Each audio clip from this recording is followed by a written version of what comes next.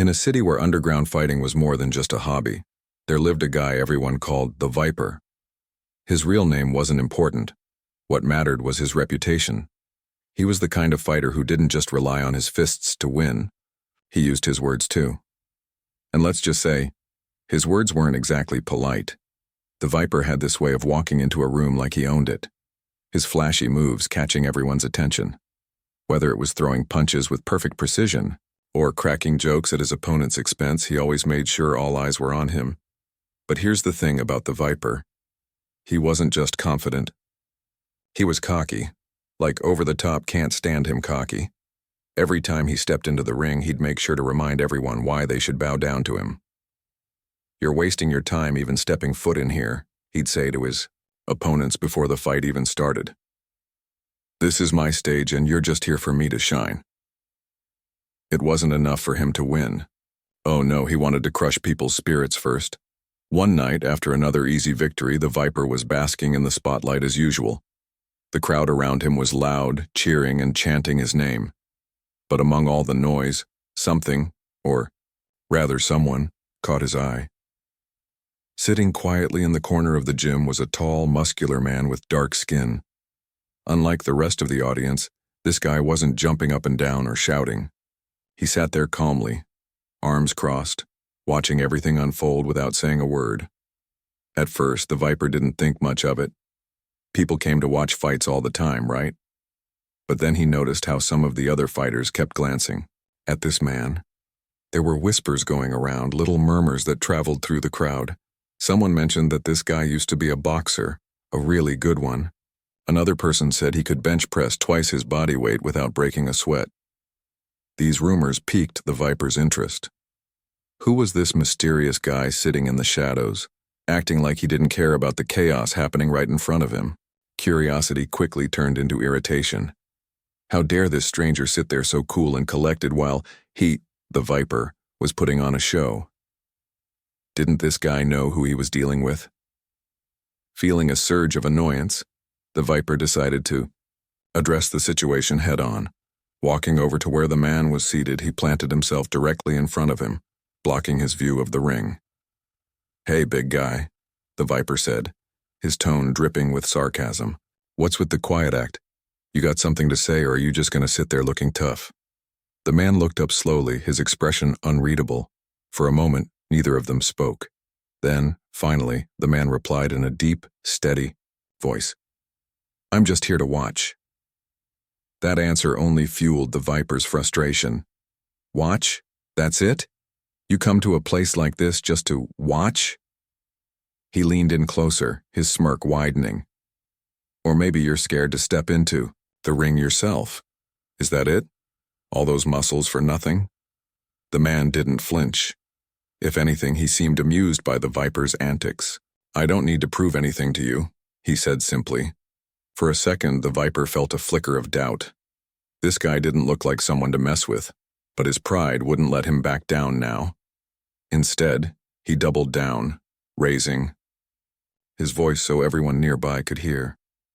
"Oh, I get it. You're one of those strong and silent types, huh? Well, newsflash, strength doesn't mean squat if you don't have the guts to use it. Bet you couldn't last 2 minutes in the ring with me." Still, the man didn't react. He just stared at the Viper for a moment longer, before standing up. Towering over him, he gave the Viper one last glance, before turning and walking away. The whole gym fell silent as they watched him leave. Even the Viper, for all his bravado, felt a chill run down his spine. As the man disappeared out the door, the Viper tried to shake off the unease creeping into his mind. What was it about this guy that made him feel so unsettled? Shoving the thought aside, he plastered a grin back onto his face and returned to the center of the room. After all, he was the Viper, the star of the show. No random stranger was going to steal his thunder. The Viper's encounter with the quiet man didn't just fade away after that night. In fact, it lingered in his mind like a bad taste he couldn't wash out. For someone who prided himself on being untouchable, the calm confidence of the stranger had shaken him more than he cared to admit. But instead of letting it go, the Viper did what he always did when things didn't sit right with him. He turned it into fuel for his ego. Over the next few days, the Viper couldn't stop talking about the guy. He brought it up in every conversation, spinning the story to make himself look like the hero. "You should have seen this dude," he told anyone who would listen. Big, strong, silent type, acting all mysterious like he's some kind of legend. But trust me, I could tell he was scared to step into the ring. He knew he wouldn't stand a chance against me. But here's the funny thing. Deep down, the Viper wasn't so sure. That moment when the man stood up and towered over him, it replayed in his head like a broken record. There was something unnerving about the way he carried himself, like he didn't need to shout or flex to prove his worth. And that one line he said, "I don't need to prove anything to you," kept echoing in the Viper's mind. Was it confidence, arrogance, or just plain indifference? Whatever it was, it bugged the Viper to no end. Determined to erase that nagging feeling, the Viper decided to take things further.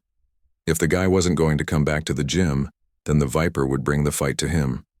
Word traveled fast in their tight-knit community, and it didn't take long for the Viper to find out where the man worked. A small auto repair shop tucked away in a quieter part of town. One afternoon, armed with nothing but his usual bravado, the Viper showed up at the shop. The place was nothing fancy. Grease-stained floors, tools scattered around, and the faint smell of oil hung heavy in the air.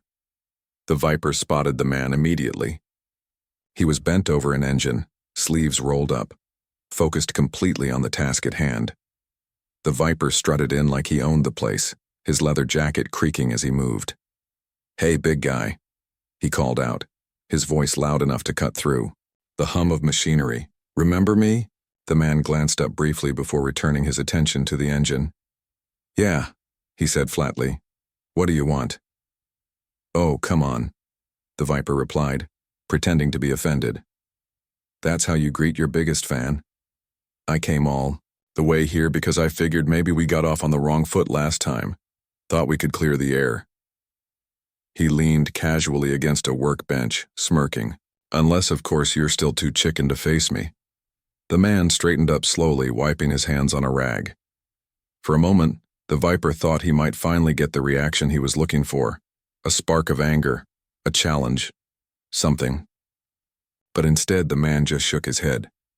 "Look, I'm busy. If you've got nothing better to do than waste my time, then I suggest you leave." The Viper's smirk faltered. This wasn't how it was supposed to go. People were supposed to rise to his bait, not brush him off like he was invisible. Feeling his frustration boil over, he stepped closer, his tone shifting from playful to cutting. "You know, guys like you are all the same. All talk, no action. You strut around acting tough, but when it comes down to it, you're just another coward hiding behind excuses." The man finally turned to face him fully, his expression unreadable. "Listen," he said, his voice steady but firm. "I don't care about your games or your little insults. I've got real problems to deal with, stuff that actually matters, so if you're done wasting both our time, why don't you run along and find someone else to bother?" For a second, the Viper felt a pang of guilt. Maybe he'd gone too far. But then his pride kicked in, drowning out any trace of remorse. "Fine," he snapped. "Be a coward. But mark my words, I'll make sure everyone knows exactly what you are. A fake, a fraud, someone who talks a big game but runs when it counts." With that, the Viper stormed out of the shop, slamming the door behind him. As he walked away, he couldn't shake the image of the man standing there, unfazed by his tantrum. It infuriated him. How could someone be so indifferent? Didn't they realize who he was? What he represented? Back at home, the Viper stewed over the encounter. He couldn't let it drop, not now. This guy had disrespected him, ignored him, and worst of all, refused to play by his rules. Something had to give. An idea began to form in his mind. One that made his lips curl into a wicked grin. If the man wouldn't come to him, then he'd force his hand. Publicly. Later that evening, the Viper grabbed his phone and opened his social media account. He filmed a short video, making sure to sound as cocky and dismissive as possible. "Hey everyone," he started, leaning into the camera. Remember that big, scary guy I told you about? Turns out he's not so tough after all. Ran straight to his little garage and hid behind his toolbox when I showed up. Guess some people can dish it out, but they can't take it." He paused for dramatic effect, letting his words sink in. Then, pointing directly at the camera, he added, "So, if you're watching this, Mr. Big Shot, here's the deal. I'm calling you out. Right here, right now. Meet me in the ring next Saturday or admit to the whole world that you're nothing but a coward." As soon as he hit upload, the Viper felt a surge of satisfaction. There was no way the guy could ignore a direct challenge like that. Not with everyone watching, not with his reputation on the line.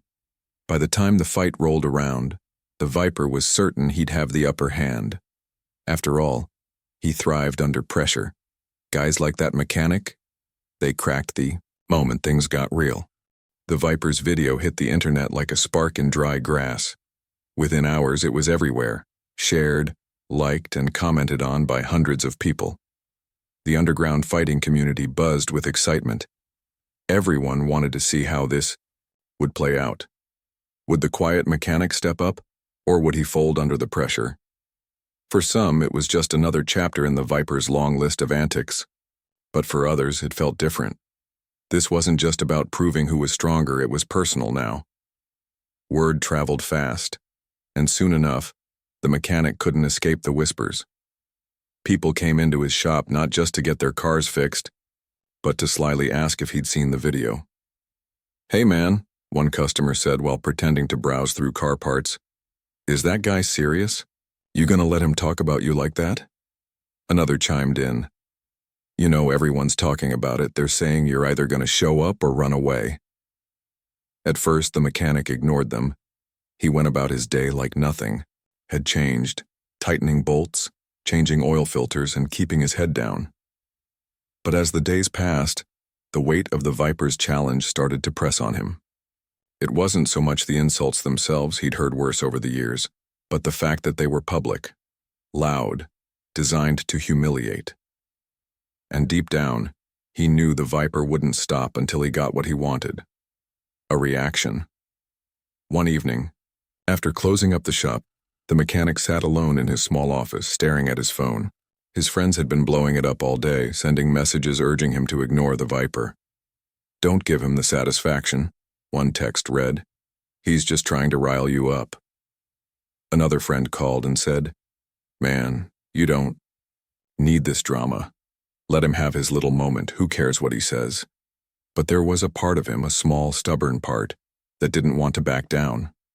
Not because he cared about proving himself to the Viper, but because he hated the idea of being painted as weak, of letting someone else define who he was. He thought about the things the Viper had said in the video. Hiding behind your toolbox. A coward. Those words stung more than he cared to admit. Maybe it was pride. Maybe it was something deeper. Either way, he couldn't shake the feeling that walking away wasn't an option anymore. The next morning, the mechanic decided to visit someone he hadn't seen in years, Coach Daniels, a retired boxing trainer with a reputation for turning raw talent into champions. Coach Daniels had been a mentor to the mechanic during his amateur boxing days. Back then, the mechanic had dreams of going pro, but life had other plans. Family, responsibilities, bills, and the grind of everyday survival pulled him away from the ring. Still, he never forgot the lessons Coach Daniels taught him, not just about fighting, but about discipline, patience, and respect. When the mechanic showed up at Coach Daniels' modest gym, the old man looked surprised but pleased to see him. Well, Coach Daniels said, leaning on his cane. "What brings you here after all these years? Don't tell me you finally ready to go pro?" The mechanic chuckled nervously and shook his head. "Not exactly," he said, pulling up a chair. "I need your advice, Coach. Something's come up and I'm not sure what to do." For the next hour, he poured everything out. The confrontation at the gym, the visit to his shop, the video, the growing pressure from friends and strangers alike. When he finished, Coach Daniels leaned back in his chair, studying him carefully. Finally, he spoke. "Let me ask you something," he said. "Why does this matter to you? Is it because of what he said, or is it because of what you believe about yourself?" The mechanic hesitated. He hadn't expected such a direct question. I guess both, he admitted. I don't want him thinking he can just walk all over me. But also, I don't want to be the guy who runs away. Coach Daniels nodded, slowly. Fair enough, he said. But before you make any decisions, think about this. Stepping into that ring isn't just about throwing punches. It's about exposing yourself, your strength, your weaknesses, your character. Are you ready for that? The mechanic didn't answer right away. He knew Coach Daniels was right. Fighting wasn't just physical. It was mental, emotional. And if he agreed to this, there was no turning back. The stakes weren't just high. They were personal. By the time he left the gym, the mechanic had made up his mind. That evening, he sent a message to the Viper through social media, short and to the point. You want to fight? You've got one. Next Saturday. Be there. As soon as he hit send, a wave of nerves washed over him. What had he just done? Was he really ready for this? Doubts crept in, but beneath them was a strange sense of relief. At least now he wouldn't spend another sleepless night wondering, what if? He'd face the Viper head-on, win or lose. Meanwhile, the Viper was ecstatic. The mechanic's response validated everything he'd hoped for. See? He crowed to his crew. Told you he couldn't resist. Guys like him always crack when pushed hard enough. He immediately posted the confirmation online, hyping up the fight even more. Tickets sold out within hours, and bets poured in from every corner of the city. Some backed the Viper, confident in his flashy skills and undefeated streak. Others quietly rooted for the mechanic, intrigued by his quiet confidence and mysterious past. In the days leading up to the fight, the mechanic threw himself into training. He returned to Coach Daniels' gym daily, working tirelessly to sharpen his reflexes, build endurance, and refine his technique. It wasn't easy. Years away from the sport had taken their toll, but he pushed through the pain, determined to be ready. Coach Daniels drilled him hard, reminding him constantly to stay focused. This isn't just about beating him, the coach said. It's about showing yourself, and everyone else, who you really are. While the mechanic trained, in silence, the Viper took a very different approach. Rather than hitting the gym, he spent most of his time filming videos, posting updates, and soaking up the attention. People keep asking if I'm worried, he bragged in one clip. Worried? Please. This is going to be a slaughter. He'll be lucky if he lasts 5 minutes. His arrogance only fueled the mechanic's determination. Each insult, each boast, became fuel for his fire. By the time fight night arrived, the mechanic wasn't just prepared physically, he was ready mentally. He knew exactly what he was walking into, and unlike the Viper, he wasn't blinded by ego. As the sun set on the eve of the big match, the mechanic stood outside the warehouse-turned ring, staring at the crowd gathering inside. The noise was deafening, cheers, chants, laughter, and bets flying back and forth. For a moment, he felt a flicker of doubt. Could he really pull this off? Then he remembered Coach Daniels' words. It's not about him. It's about you. The days leading up to the fight were a blur of preparation, anticipation, and nerves for both men. But they approached it in completely different ways. The mechanic spent every waking hour at Coach Daniels' gym, pushing his body to its limits. He worked on footwork drills, practiced combinations on the heavy bag, and sparred with partners who tried their best to mimic the Viper's flashy fighting style. It wasn't glamorous work. There were no cameras rolling or crowds cheering him. Just sweat dripping onto the mat, knuckles bruised from punches, and lungs burning as he pushed through exhaustion. Coach Daniels kept a close eye on him, making sure he didn't overdo it. You don't win fights by being reckless, the old trainer reminded him one afternoon while wrapping his hands. You win by staying smart. Discipline beats chaos every time. The mechanic nodded, absorbing the lesson. He knew this wasn't just about strength or speed. It was about strategy. So when he wasn't training physically, he was studying footage of the Viper's past matches, analyzing his patterns and weaknesses. What he saw confirmed what he already suspected. The Viper was fast, flashy, and full of confidence, but sloppy under pressure.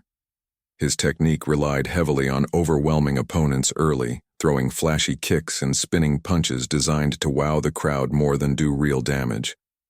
If you could weather the initial storm, the Viper's stamina often faded quickly. That realization gave the mechanic hope. He didn't need to outshine the Viper in terms of showmanship.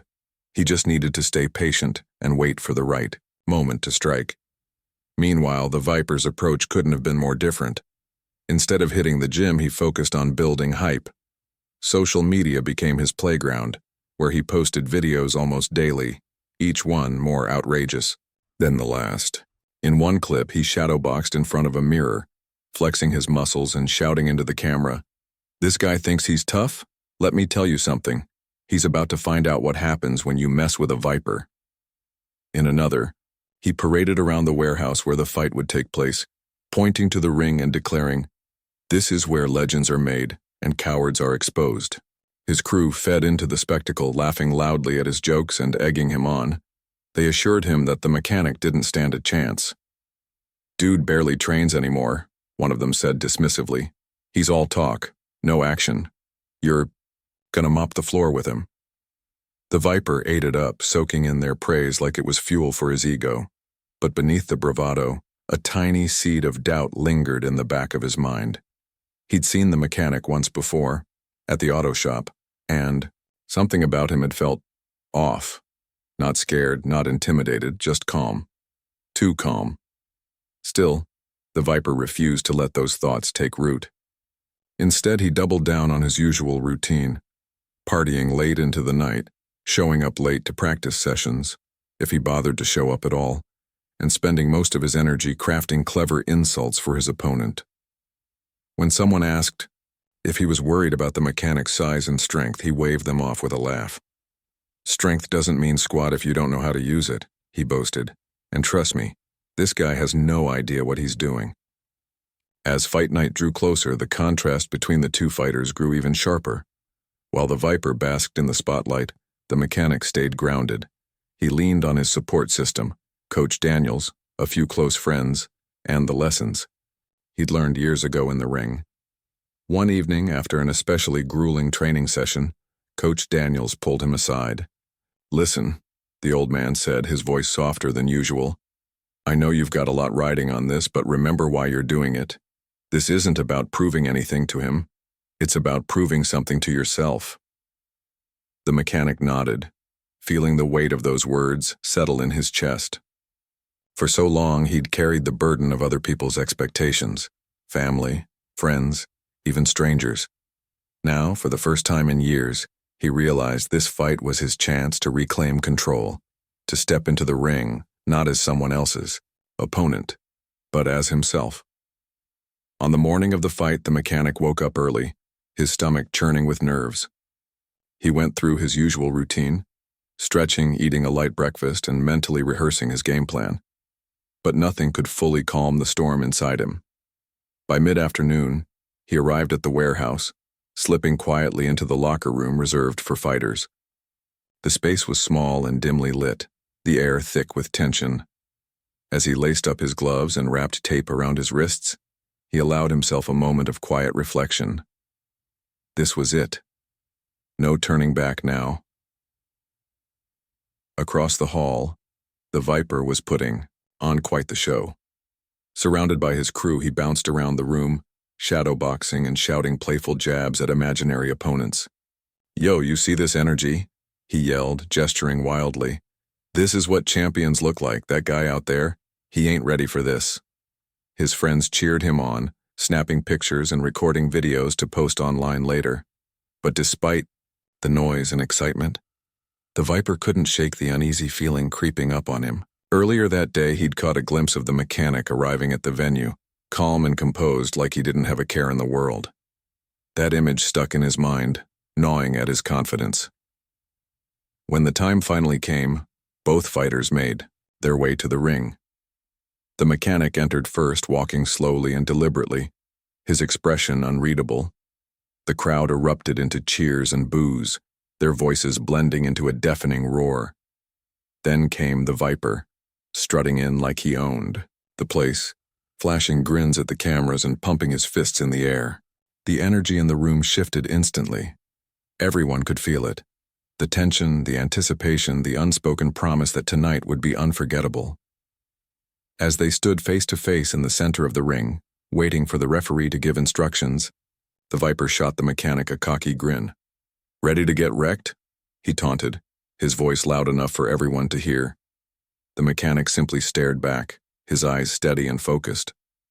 For a brief moment, the Viper hesitated, unsure of what to make of the lack of reaction, but then the bell rang, signaling the start of the fight, and there was no more time for words. Round 1 began with the Viper charging forward, exactly as the mechanic had predicted. He threw flashy kicks and wild punches, aiming to overwhelm his opponent right out of the gate. The mechanic absorbed the blows without flinching, testing the Viper's rhythm and timing. Each punch that landed stung, but he remained calm, knowing this was part of the plan.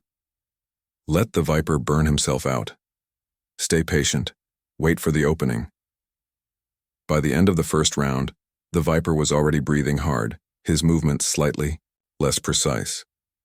The mechanic, meanwhile, looked almost untouched, his guard still firmly in place. Back in his corner, Coach Daniels leaned in close. "Stay disciplined," he reminded him. "Don't rush it. He's playing right into your hands." The second round, the Viper's frustration began to show. His attacks became sloppier, his footwork less controlled. Sensing the shift, the mechanic started pressing forward, landing calculated jabs and hooks that sent sharp pain shooting through the Viper's body. For the first time, cracks appeared in the Viper's armor. His cocky grin faltered, replaced by gritted teeth and narrowed eyes. The crowd, sensing the tide turning, grew louder, their cheers rising to a fever pitch. By the time the third round rolled around, the Viper was visibly struggling. His earlier bravado had vanished, replaced by desperation. He swung wildly, hoping to land a lucky hit, but the mechanic was always one step ahead, dodging and countering with precision. Finally, with just seconds left on the clock, the mechanic saw his opening. A quick combination, a jab, a cross, and a devastating hook, sent the Viper stumbling backward before collapsing onto the canvas. The referee counted to 10, but the Viper didn't move. The fight was over. As the mechanic raised his arms in victory, the crowd erupted into applause. Some cheered for the underdog who had proven everyone wrong. Others groaned in disappointment, having bet big on the Viper. But amidst the chaos, the mechanic felt only relief. He hadn't done it for them. He'd done it for himself. When the referee's count hit 10 and the final bell rang, the mechanic stood still in the center of the ring, his chest rising and falling with every deep breath. The crowd was electric, cheering, shouting, clapping, but none of it seemed real to him. It was like he was watching the scene from somewhere outside his body, detached yet hyper-aware of everything around him. For a moment, all he could hear was the sound of his own heartbeat pounding in his ears. The Viper lay sprawled on the mat, dazed and struggling to sit up. His earlier bravado was gone, replaced by confusion and humiliation. He blinked rapidly, trying to focus, but the world around him felt blurry. A few members of his crew rushed into the ring, helping him to his feet, as they guided him toward the corner. The Viper glanced at the mechanic, his face a mix of anger and disbelief. But the mechanic wasn't looking at him anymore. His eyes were fixed on the ropes ahead, his mind replaying everything that had just happened. Coach Daniels climbed into the ring next, patting the mechanic on the shoulder. "You did it," he said, his voice filled with pride. "Stick to the plan, that's exactly what you did." The mechanic nodded slowly, letting the weight of those words sink in. This wasn't just a win. It was proof that he hadn't lost the fighter inside him. Years of doubt, fear, and self-imposed limits melted away as he realized something powerful. He was stronger than he'd ever given himself credit for. But there was no time to dwell on it. The crowd was relentless, chanting his name over and over again. Some people waved their fists in the air, others slapped the sides of the ring, demanding attention. Cameras flashed, capturing every angle of the historic moment. In the chaos, one thing became clear. The mechanic wasn't just an underdog anymore. He was a legend in the making. As the noise reached its peak, the mechanic raised his hands once more, acknowledging the crowd without saying a word. There was no gloating, no showboating, just quiet confidence. And then, almost instinctively, he turned back toward the Viper. The fallen fighter was sitting in his corner now, head down, shoulders slumped. His crew hovered around him, whispering encouragement, but it was obvious that this loss had hit him hard. For a second, the mechanic hesitated. Should he walk away? Let the Viper deal with his defeat alone?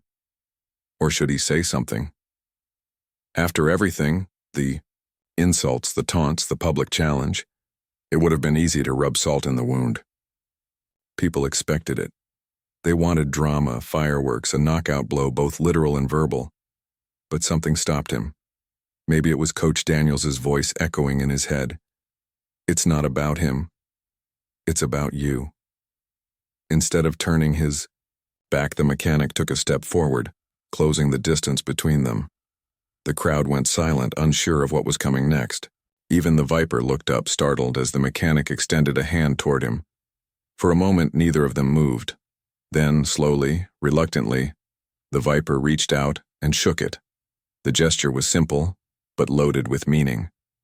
To the mechanic, it was a sign of respect, a way of saying, I beat you fair and square, but I don't hate you. To the Viper, it felt like a lifeline. Here was the man who had humiliated him in front of hundreds of people, offering him a chance to rise above the moment. Gratitude flickered across the Viper's face, though he quickly masked it with a scowl. Still, the message was clear. This fight didn't have to define him unless he let it. The mechanic stepped back, giving the Viper space to process everything. Then, without another word, he turned and walked out of the ring. The crowd parted. For him, some reaching out to slap his back or shake his hand. Others shouted questions, asking if he planned to keep fighting professionally now that he'd made such a splash. But the mechanic ignored them all. His focus was elsewhere, on the long road ahead, on the lessons he'd learned, and on the person he'd rediscovered through this journey. Outside the warehouse, the cool night air hit him like a wave, grounding him instantly. He leaned against the wall, closing his eyes and taking a deep breath. For the first time in days, or maybe even years, he felt truly at peace. The fight was over, but the real work was just beginning. Back inside, the Viper sat alone in the locker room, staring at his reflection in the mirror. His face was bruised, his ego battered beyond recognition. Around him, the energy had shifted. His crew, who had cheered him on so loudly before the fight, now seemed distant, unsure of how to comfort him. They offered weak smiles and muttered reassurances, but the Viper barely heard them. All he could think about was the look in the mechanic's eyes during that handshake. There had been no malice, no mockery, just understanding. And somehow, that hurt worse than any punch. He replayed the fight in his head, analyzing every mistake he'd made. He'd underestimated his opponent, relied too much on flash instead of substance, and let his arrogance blind him to reality. Worst of all, he'd treated the mechanic like a joke, only to find out the hard way that he was anything. But the realization stung, cutting deeper than any physical pain ever could. For hours, the Viper stayed locked in that room, wrestling with his thoughts. He knew he had two choices: either run from this failure and pretend it never happened, or use it as fuel to grow. Running would be easier, of course. He could disappear for a while, let the rumors die down, and come back when people forgot about tonight. But deep down, he knew that wouldn't fix anything. If he wanted to reclaim his reputation, and more importantly, his self-respect, he'd have to change. By sunrise, the Viper had made up his mind. He grabbed his phone and scrolled through his contacts until he found the number he was looking for. Hesitating for only a moment, he pressed call. When the mechanic answered, his voice calm and measured, the Viper swallowed his pride and spoke. Hey, listen, I know we don't know each other, but I need to ask you something. Can we meet? There's stuff I want to talk about.